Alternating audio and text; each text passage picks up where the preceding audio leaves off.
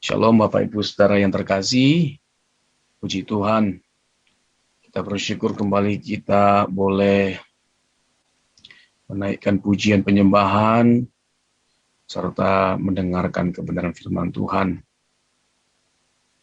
Saya ingin menyampaikan satu kebenaran dan saya berdoa supaya kita terberkati lewat pesan Tuhan, lewat renungan di pagi hari ini. Judul yang saya mau sampaikan adalah Knowing Christ and Make Him Known. Knowing Christ and Make Him Known.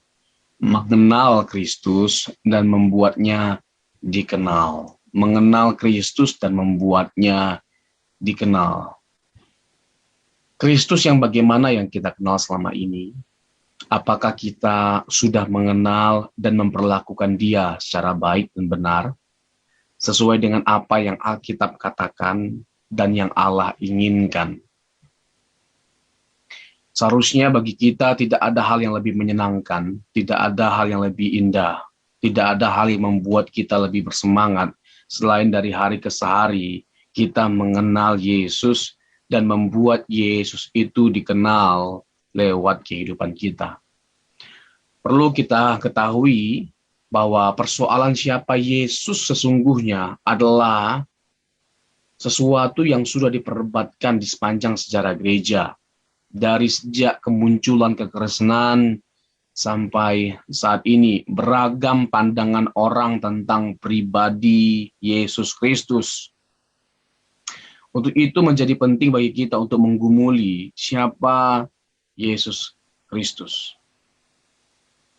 Dan kita tahu bahwa ada pandangan-pandangan yang menganggap Yesus itu rasul, dia nabi, dia imam, dan lain sebagainya macamnya.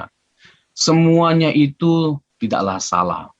Karena memang Yesus itu nabi, karena dia penyampai pesan Tuhan, ya dia pengantara antara kita dengan Tuhan, dia memang imam, dia datang untuk mempersembahkan korban, dan korban itu adalah dirinya sendiri, dan dia adalah raja, tapi kerajaannya bukan dari dunia ini seperti yang dia tegaskan, karena kerajaannya itu bukan mencangkup satu daerah, ya satu negara, satu bangsa, tapi seluruh ya daerah, seluruh bangsa, seluruh kerajaan, bahkan seluruh alam semesta. Dialah yang berkuasa. Dia adalah raja di atas segala raja. Jadi penting bagi kita untuk menegaskan bahwa dia bukan hanya sekedar imam, dia bukan hanya sekedar nabi, dia bukan hanya sekedar raja. Dia adalah Tuhan. Dia adalah Tuhan. Jadi identitas, pengakuan ya yang paling tepat yang kita bisa tegaskan, sematkan pada Kristus, yaitu Tuhan. Dia adalah Tuhan. Sebelum dia menjadi manusia, dia adalah Tuhan. Dan ketika dia menjelma menjadi manusia, dia tidak pernah berhenti jadi Tuhan. Jadi kita harus menggumuli pribadi dan karya Tuhan Yesus kita. Mengakui dia sebagai Tuhan dan Juru Selamat tidaklah cukup. Karena sejatinya pengakuan itu harus terverifikasi lewat hidup kita, di mana ada ketundukan dan kesetiaan kepada Kristus dengan segala kehendaknya. Jangan berpuas diri ketika kita hanya mengakui keilahian Yesus, identitas Yesus, ya, karya Yesus. Jangan hanya bangga, hanya kita mengakui dia sebagai juru selamat kita. Tapi lebih dari itu, kita harus memperlakukan Yesus dengan benar. Karena kalau hanya sekedar mengakui dia sebagai Tuhan, roh-roh jahat juga mengakui Yesus sebagai Tuhan. Roh-roh jahat juga mengakui bahwa dia adalah anak Allah. Dia yang maha tinggi. Matius 8 ayat 28 sampai 29. Ya, ada roh-roh jahat yang mengakui bahwa Yesus itu adalah anak Allah yang maha tinggi. Yakobus 2 ayat 19. Kalau kita percaya Allah itu Esa, roh-roh jahat juga percaya, dan bukan hanya sekedar percaya, dia gemetar. Hendaknya pengakuan dari roh-roh jahat ini menyadarkan kita tentang identitas Yesus. Sebelum kita ada, roh-roh jahat sudah ada, dan mereka adalah malaikat-malaikat yang jatuh yang sebelumnya melayani Yesus di surga. Jadi mereka terlebih tahu tentang siapa Yesus daripada kita. Karena mereka sudah lebih ada daripada kita dan melayani Yesus ketika di surga. Jadi wajar kalau mereka mengakui siapa Yesus itu sebenarnya, bahwa dia adalah Tuhan, bahwa dia adalah anak Allah yang hidup dan layak disembah sebenarnya. Tetapi yang ada pada akhirnya adalah pemberontakan. Jadi ketika kita menjadi orang yang percaya, kita bukan hanya sekedar percaya statusnya, tetapi jangan sampai ada pemberontakan terhadap Tuhan.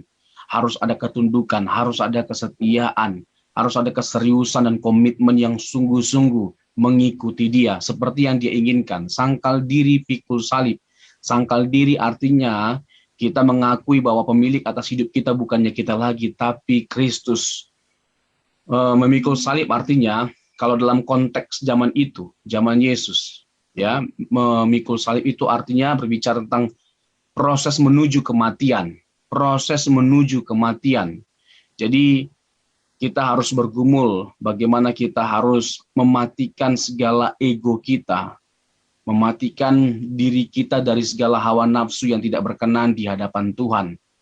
Jadi bagaimana supaya kita mati setiap hari, supaya Tuhan boleh hidup dalam hidup kita, lewat kehidupan kita. Tentu mati di situ dalam pengertian negatif ya. Bagaimana kita membunuh segala hawa nafsu yang tidak baik, keinginan mata, keinginan daging, keangkuhan hidup. Semua orang punya potensi untuk menjadi sombong. Ya, semua orang punya potensi untuk menjadi jahat, jadi buruk. Semua orang berpotensi ya untuk menjadi orang yang fasik. Untuk itu setiap kita haruslah menjadi orang yang berjuang, bergumul, dan dengan rendah hati meminta anugerah Tuhan untuk mengubahkan kita dan menolong kita dalam perjuangan kita supaya kita benar-benar menjadi pribadi seperti yang diinginkannya. Menjadi pribadi seperti yang diinginkannya. Dan tidak ada hal yang lebih diinginkan oleh Tuhan selain kita menjadi seperti dia. 1 Yohanes 2 ayat yang ke-6. Barang siapa mengaku mengenal dia, ia wajib hidup sama seperti Yesus. Wajib hidup seperti Yesus. Yesus memberikan hidupnya supaya kita memberikan hidup kita bagi dia. Yesus memberikan hidupnya supaya kita dapat memberikan hidup kita bagi dia. Ketika dia telah menebus kita, itu artinya dialah yang empunya hidup kita. Dia menebus dosa kita dengan mempersembahkan nyawanya. Ya, satu harga yang tidak ternilai, ya, harganya mahal sekali kita dibayar oleh Tuhan, yaitu dengan nyawanya. Betapa berharga kita di mata Tuhan. Itu artinya betapa berharga kita di mata Tuhan. Kita betapa spesialnya, betapa istimewanya kita di mata Tuhan. Jadi ketika Yesus sudah menebus kita, apapun latar belakang kita, siapapun kita berharga di mata Tuhan. Kita berharga di mata Tuhan. Jadi tidak peduli apa omongan orang tentang kita atau masa lalu kita. Karena kita telah percaya Yesus, maka kita harus memandang kepada Yesus yang telah mati buat kita, dan kematiannya berbicara tentang apa? Bahwa kita berharga di hadapan Tuhan. Nah, Yesus yang bagaimana? Yesus yang bagaimana yang kita kenal? Kita harus memperkarakan ini karena ini sangat penting ya. Selama kita hidup kita harus bergumul untuk terus belajar tentang siapa Yesus dan karyanya dalam kehidupan kita. Jadi kita harus benar-benar tahu siapa Yesus dan mendeskripsikan, menggambarkan Yesus sesuai dengan apa yang Alkitab katakan, apa yang Injil saksikan. Jadi siapa Yesus bukan menurut pikiran kita sendiri, tapi menurut kebenaran, menurut Injil. Mengenal Yesus secara salah membuat kita memiliki fokus atau orientasi yang salah pula. Sering kita kecewa dalam hidup ini, bukan karena Tuhan tidak mengasihi kita, bukan karena Tuhan tidak menolong kita, bukan karena Tuhan tidak perhatian atau tidak peduli sama kita, tapi karena kita salah memahami Tuhan. Kita tidak memahami pribadi, kehendak, rencana Tuhan dengan benar. Jadi kita punya tujuan yang salah dalam mengikuti Yesus. Itu yang membuat kita pada akhirnya kecewa sama Tuhan. Lalu kita menyalahkan keadaan, terlebih lagi kita menyalahkan Tuhan. Sesuatu yang benar-benar fatal yang kita lakukan pada akhirnya. Padahal kita tahu bahwa Tuhan tidak layak untuk dipersalahkan karena dia tidak pernah salah. Tidak ada keputusan, tidak ada perkataan, tidak ada tindakan dari Tuhan yang salah. Dia adalah pribadi yang sempurna. Jadi menjadi penting untuk kita memandang dia dengan benar supaya kita punya tujuan, orientasi yang benar pula. Atau supaya kita dapat memperlakukan dia dengan benar. Jangan merasa bahwa mengenal Tuhan secara teori itu sudah cukup. Apalagi orang-orang yang sudah belajar sekolah teologi S1, S2, S3, yang mana dia berpikir dengan segudang teori yang ada dalam pikirannya, ya, doktrin teologi, ya. Dia sudah tahu banyak tentang tafsiran hermeneutika, ya, dari Kejadian sampai Wahyu. Lalu dia merasa sudah mengenal Tuhan, ahli Taurat dalam hal Taurat, dalam hal pengetahuan akan firman Tuhan lebih hebat, lebih jago daripada kita dibandingkan dengan kita. Tapi kita tahu bersama-sama kalau kita merujuk kepada Alkitab, bagaimana mereka memiliki pertentangan yang luar biasa terhadap Yesus. Mereka bukan hanya sekedar tidak mengenal Yesus dengan benar sebagai Mesias, sebagai anak Allah yang hidup, tetapi dengan aktif mereka menyerang Yesus. Yohanes 5, ya, tua-tua atau para imam dengan aktif menyerang Yesus. Mengerikan bukan? Seharusnya mereka bangga karena yang dijanjikan itu telah tiba. Dia datang untuk memerdekakan kita, memerdekakan mereka, untuk membuat mereka pada akhirnya lepas dari masalah yang tidak bisa terselesaikan oleh siapapun. Hanya Yesus yang bisa selesaikan, yaitu masalah dosa. Tapi mereka salah memandang Yesus, tujuan mereka salah dalam mengikuti Yesus. Kalaupun pada akhirnya Yesus baik sama mereka, disalahartikan kebaikan Tuhan Yesus. Ikut Yesus hanya untuk melihat mujizat Yesus, hanya untuk melihat tanda-tanda. Yohanes pasal yang ke-6. Yesus memberikan 5.000 orang makan dari 5 roti dan 2 ikan. Harapannya dengan tanda itu mereka dapat membaca bahwa Yesus ini adalah Mesias yang dijanjikan. Bahwa dia inilah yang kita tunggu-tunggu selama ini, yang kita nantikan selama ini.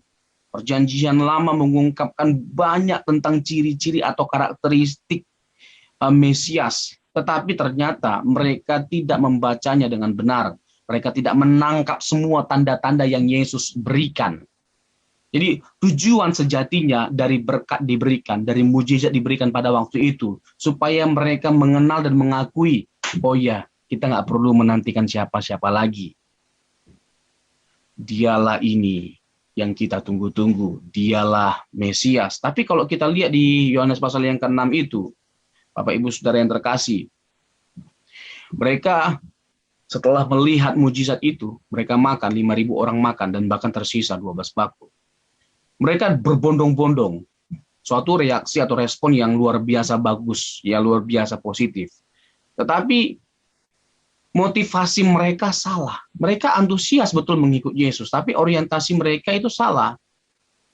Mereka mau lebih lagi bersama Yesus, ikut Yesus, bukan untuk melayani Yesus, bukan untuk memandang Yesus dan mengakui pribadinya bahwa dia adalah Mesias yang dinantikan, tetapi supaya lebih lagi mereka melihat dan mengalami berkat atau pertolongan dari Tuhan Yesus. Makanya Tuhan sempat tegaskan ya kepada mereka, kamu ikut aku karena kamu lihat tanda,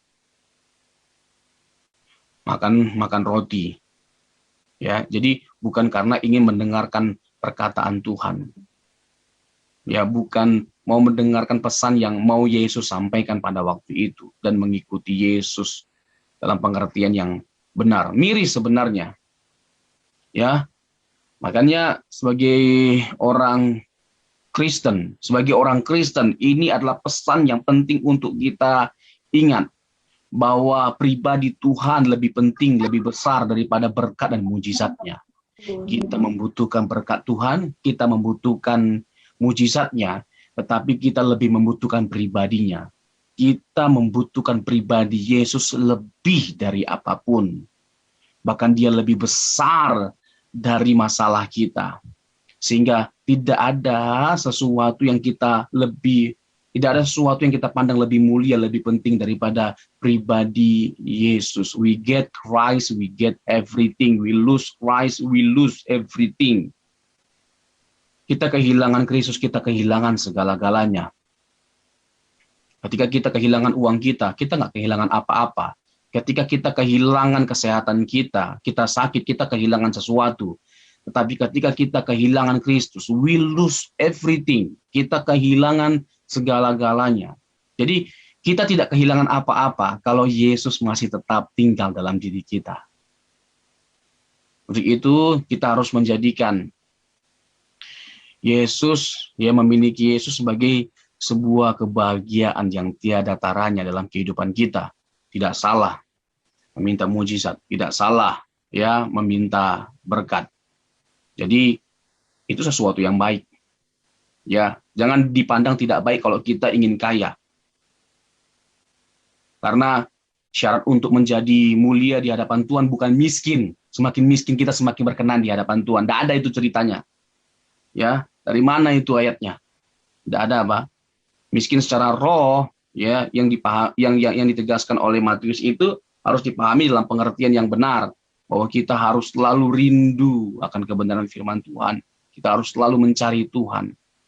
Ya, kita tidak merasa bahwa kita ini sudah baik, sudah hebat. Ya, untuk itu kita membutuhkan Tuhan. Kita bergantung sama Tuhan. Kita bersandar sama Tuhan. Itu yang dimaksud dengan miskin secara rohani. Jadi syarat untuk menjadi berkenan di hadapan Tuhan bukan miskin secara materi. Ya, karena faktanya banyak kok orang yang miskin, tapi liar, tidak bermoral. Ya, jadi jangan salah tangkap. Jangan salah tangkap. Lebih baik kita jadi orang yang kaya, tapi efektif untuk pekerjaan Tuhan. Sehingga kita bisa lebih optimal, lebih maksimal dalam mengiring Yesus. Kita boleh menjadi berkat bagi keluarga kita, bagi orang banyak. Ya, daripada miskin, ya udah miskin, melarat, jahat pula lagi. Memang, jadi ini saya sampaikan dengan tegas supaya kita tidak salah gitu loh. Memandang kehidupan yang akan datang itu, bagaimana suksesnya kita di kehidupan yang akan datang, itu bergantung pada bagaimana kita berjuang di kehidupan yang saat ini. Sukseslah dengan kita berjuang, sukseslah dengan kita giat, sukseslah dengan kita rajin. Ya kan? Maksimalkan potensi yang Tuhan sudah berikan bagi setiap kita. Maksimalkan setiap kesempatan yang Tuhan berikan. Itu yang benar. Ya, kita harus merindukan kerajaan Tuhan. Tuhan dan kerajaannya lebih dari apapun. Ya, tapi jangan punya konsep yang salah. Jangan punya pola pikir yang salah. Menjadikan Tuhan dan kerajaannya segala-galanya dengan kita tidak mengharapkan apapun selama kita di bumi ini. Tidak mengharapkan apapun itu dalam pengertian apa? Oh, tidak mengharapkan kita jadi kaya. Lalu dengan mengharapkan kita tidak jadi kaya, kita semakin berkenan di hadapan Tuhan. Semakin mulia di hadapan Tuhan. Nyanda kuat. Aduh, tidak. Yang benar itu adalah dalam segala keadaan apapun kita. Bagaimanapun keadaan kita, kita permuliakan nama Tuhan. Dalam pekerjaan kita, dalam bisnis kita, dalam kekayaan kita, dalam uang kita yang banyak, permuliakan nama Tuhan. Efektiflah untuk pekerjaan Tuhan. sungguh-sungguh melayani Tuhan, mengasihi Tuhan. Jadi, jangan sampai kita menjadikan Tuhan sebagai alat atau sebagai komoditas atau instrumen pemuas hasrat dan kebutuhan kita, di mana Tuhan hanya dijadikan sebagai juru berkat atau juru selamat jasmani kita yang bisa menolong kita saat sakit, saat kita punya hutang, saat kita membutuhkan pertolongan. Persis kita menjadikan Tuhan sebagai Dora atau Doraemon. Sebagai Dora atau Doraemon. Yang mana kita butuh Tuhan karena kita punya banyak kebutuhan secara jasmani. Jangan. Sekali lagi kita harus memandang Tuhan lebih besar daripada mujizatnya, daripada berkatnya. Kita menantikan pribadi Tuhan. Masalah Tuhan mau memberikan sesuatu, mau menyatakan mujizatnya atau tidak, memberkati kita atau tidak, itu masalah lain, itu bagian Tuhan. Dia tahu kapan dia harus memberkati kita. Dia tahu kapan dia harus menolong kita. Itu urusan Tuhan, bagaimana caranya dan kapan waktunya, itu urusan Tuhan. Jangan urusi apa yang menjadi urusan Tuhan. Urusi apa yang menjadi urusan kita. Layak enggak kita diberkati? Apakah kita sudah punya karakter Kristus, karakter ilahi, sehingga kalaupun kita diberkati Tuhan dengan luar biasanya, kita tidak menjadi rusak. Itu jauh lebih penting untuk kita perkarakan, persoalkan. Karena enggak mungkin Tuhan tidak memberkati kita kalau kita sudah sungguh-sungguh mengasihi Tuhan dan mengenakan karakternya dan bertanggung jawab atas hidup kita. Kristus adalah tokoh sentral di dalam Alkitab. Inti dari keseluruhan cerita Alkitab adalah tentang Yesus. Yesus yang adalah Allah yang berinkarnasi menjadi manusia untuk menyelamatkan manusia dari kuasa dosa dan kuasa kegelapan. Jadi masalah yang tidak dapat diselesaikan oleh kita, tidak bisa diselesaikan oleh siapapun, telah diselesaikan oleh dan hanya Kristus. Hanya Kristus. Yaitu dosa atau kebinasaan, kuasa maut atau kuasa kegelapan. Jadi dengan penuh keyakinan bahwa kita mampu menyelesaikan masalah apapun, tidak ada masalah yang tidak bisa kita atasi.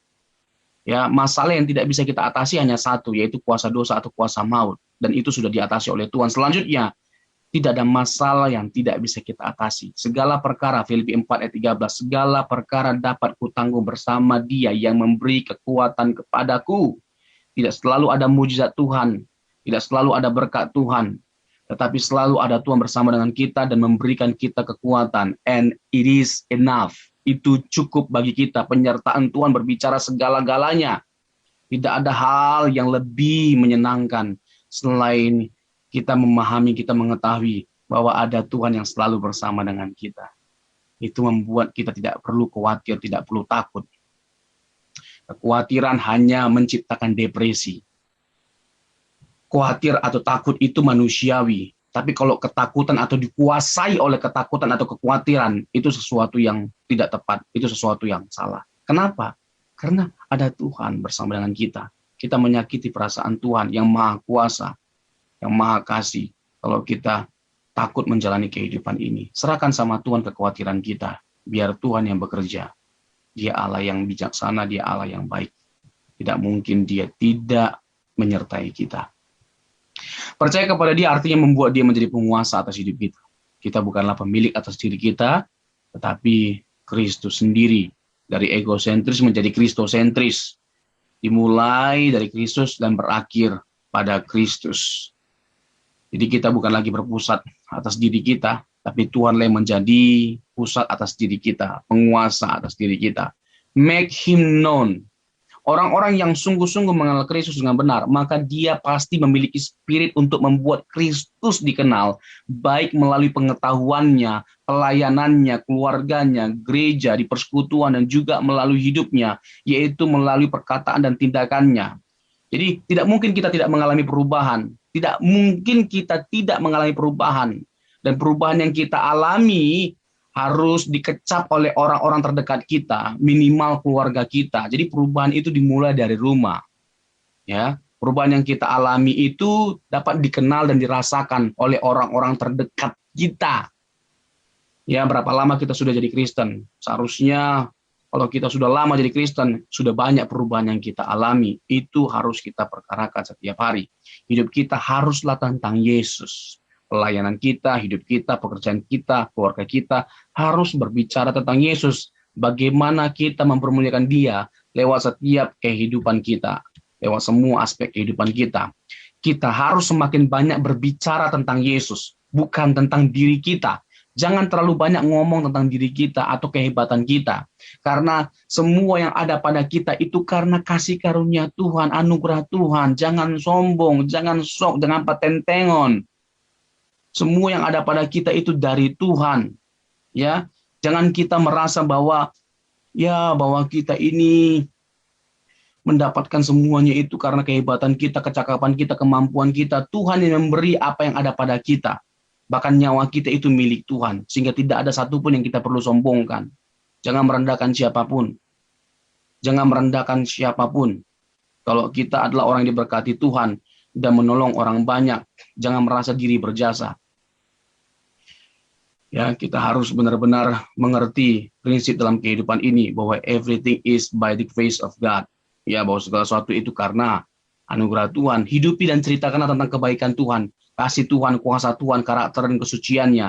Biarlah kita tenggelam dalam pengenalan dan pengabdian akan Kristus Tuhan kita.